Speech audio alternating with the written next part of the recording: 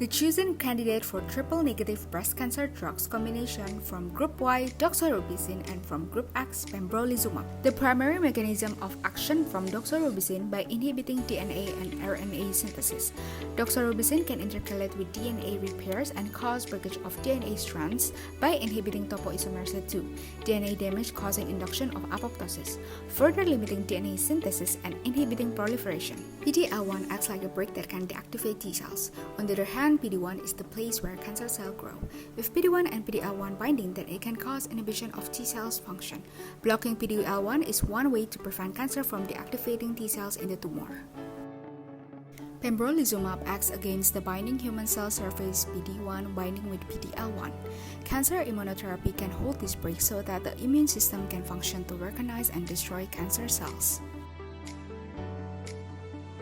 In recent studies, mice treated with blocking anti-PD-1 combination with doxorubicin had significantly fewer metastases than those treated with anti-PD-1 or doxorubicin alone. Based on the newest studies about the side effect and effective dose of doxorubicin combined with pembrolizumab and how well they work in treating patients, the effective dosage for doxorubicin is 45 until 75 mg per meter square IV over 30 minutes and pembrolizumab 200 mg IV over 1 until 2 hours. Treatment repeats every 21 days. These are the formulations of doxorubicin injection. We use doxorubicin as active ingredients, sodium chloride as tonicity agent, water for injection as solvent. We use hydrochloric acid and sodium hydroxide as pH adjuster. pH adjuster can be added until the injection solutions at range of 2.5 until 4.5.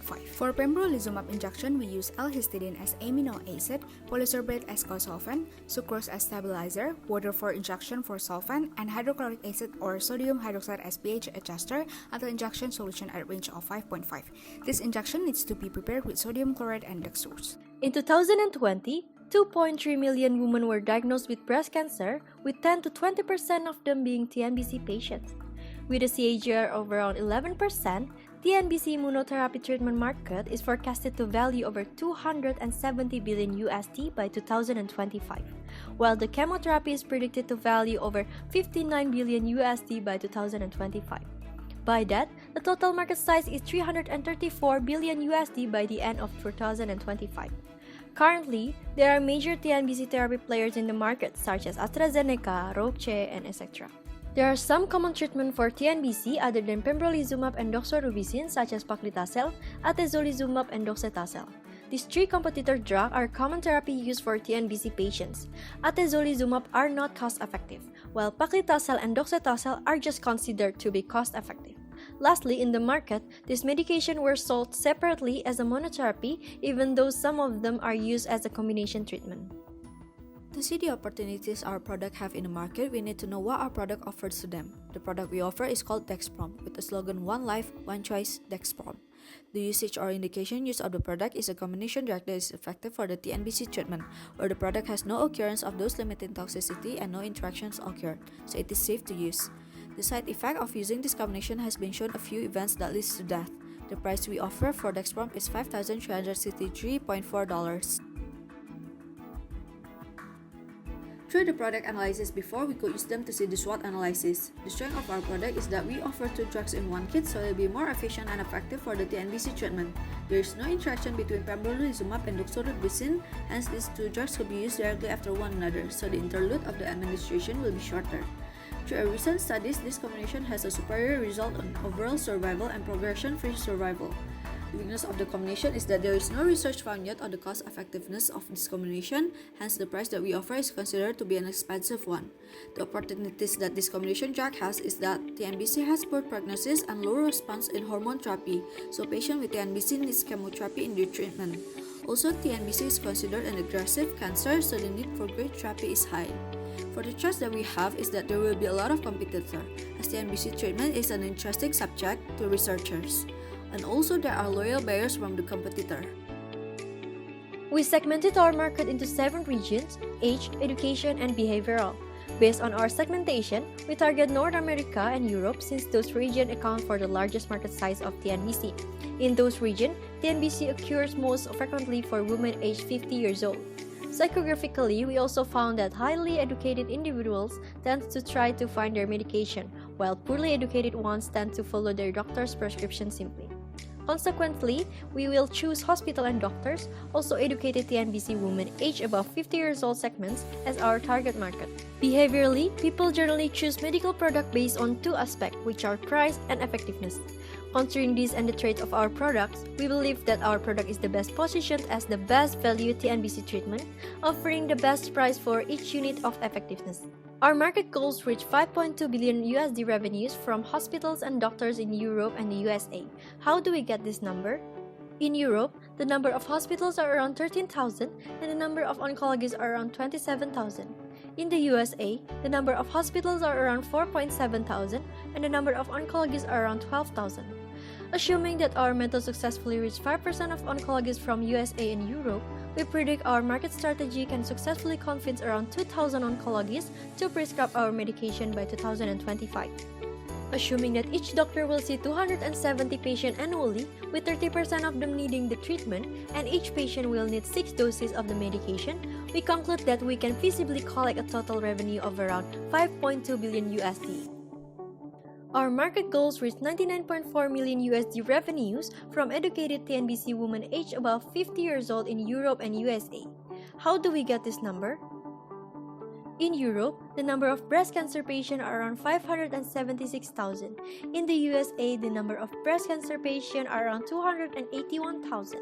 From that number, 10% are TNBC patients and 24% are educated women aged above 50 years old. By that, the number of educated TNBC women above 50 years old in Europe are 13,000 and USA are around 6,700. Assuming that our market method successfully reached 30% of the targeted group and half of them convinced oncologists to use the treatment, we predict that there will be 3,000 incremental prescriptions from oncologists by 2025. Assuming that each patient will need 6 doses of our medication, we conclude that we can feasibly collect a total revenue of around 99.4 million USD. Adding from two target consumers, the total revenue for market goals are 5.3 billion USD or a global market share of 1.6% by the end of 2025. To successfully promote our product, we will be using two methods. For our first method is the direct-to-prescriber method by e-detailing, where the plan is to target the doctors and hospital procurement staff in Europe and America. This strategy includes detailing, where in 2016 the United States pharmaceutical companies spent at least $5.6 billion. Rather than the old-style detailing, the usage of e-detailing will be more efficient, where the Lilly Japan company proves that through e-detailing could make their company rank first in the sales growth. The return of investment made by e-detailing could reach up to 4 to 6 times, so the e-detailing method is more time and cost saving. The second strategy is through direct-to-consumer method. This method should comply with the regulation made by FDA. The company of Keytruda shows a successful result where this company spent 100 million USD for digital ads, and they could achieve a revenue for 14.38 billion USD. We target on using internet advertisement, where it will be done by the usage of search engine optimization. As we know, search engine is one of the most used information sources in the internet. So SEO could lead to an increase of our product insight, establish trust of the internet users to our product, and maintain positive brand reputation. Next is the identification and evaluation of risk management plan. We classify the risks into 3 categories, that is, withdrawn history, technical and management, and medical and safety aspect. The first one is withdrawn history. There are 2 events found. In March 2020, laboratory Stilomed Span SLU withdrew its doxorubicin hydrochloride thioamide because of the identified deficiencies in good clinical practice. In March 2021, Merck & Co. withdrew the US indication for pembrolizumab or Keytruda because an industry-wide evaluation of indications based on accelerated approvals has not yet met its post-marketing requirements. The second one is technical and management. We took guidance from Guide for Handling Cytotoxic Drugs and Related Waste by Queensland Government, Australia. The risks are classified into 9 possible risks. There are drug administration, patient care, spill management, waste management, general cleaning, laundry, maintenance, and stores and transport. The last one is medical and safety aspect. We took guidance from European Medicines Agency, or EMA, guidance on the format of risk management plan, and guideline on good pharmacovigilance practices. For medical aspect of doxorubicin, the product comparator is Skylex. According to EMA, there are not found any important identifier risks, important potential risks, and missing information with the product. For medical aspect of pembrolizumab, the product comparator is Keytruda. According to EMA, the important identified risks is immune-related adverse reactions. The important potential risks are increased risk of severe complications of allogeneic stem cell transplantation in patients who have previously received pembrolizumab graft versus host disease. Then there is no missing information with the product. In some clinical trials where doxorubicin combined with pembrolizumab to treat diseases, no grade 5 toxic effects were found, but there were few cases where grades 2 until 4 were found. Moving on to the preventive strategies part of the plan. So our preventive strategies here is divided into 4 groups: lifestyle, dosing, adverse drug effects, and targeted patients. In terms of lifestyle, there are 2 main things needing attention: the patient's diet and lifestyle habits. It is very important to be conscious of giving recommendations of a proper diet and lifestyle alterations if needed, in order to conserve a strong immune system during therapy. Second is dosing. Since this medication is given through IV, it is important to pay attention to the whole procedure of drug preparation until administration itself. The lethal dosage should be monitored and understood clearly. It is also very important to pay attention to preparation and administration techniques so that the patient can receive medications without any harm. In terms of adverse drug effects, the condition of the patient should be understood properly beforehand, as both of the drugs have the potential to cause severe adverse drug effects. Failure to do close-up monitoring can lead to deadly conditions for the patients. And last, for targeted patients, it is suggested to administer drugs for adult patients diagnosed with breast cancer. Adverse drug reactions and tumor response towards the medication should be monitored and evaluated closely. Potential effectiveness of risk minimization measures can be measured through 2 aspects. First, it is by analyzing the potential risks that have been minimized, and second is by analyzing the potential in guideline implementation by health professionals. For the first aspect, according to the guidelines, we have provided different analysis of potential risks from different aspects, including technical items, medical items, and withdrawn history. Detailed guidelines result in great effectiveness in terms of risk management. Second, in terms of guideline implementation, it will include many different aspects, so it is very important to pay attention to the need for training and cognitive testing towards the effectiveness of the guideline and the feasibility of implementation for health professionals. We believe our product Dexprom has potential in TNBC treatment market.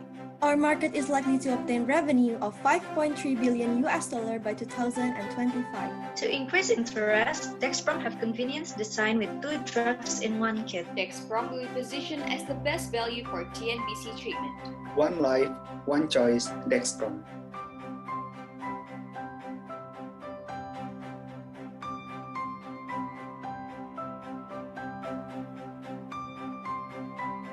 Terima kasih. Xie. Arigatou gozaimasu. Thank you. Kamsahamnida. One life, one choice, Dexprom.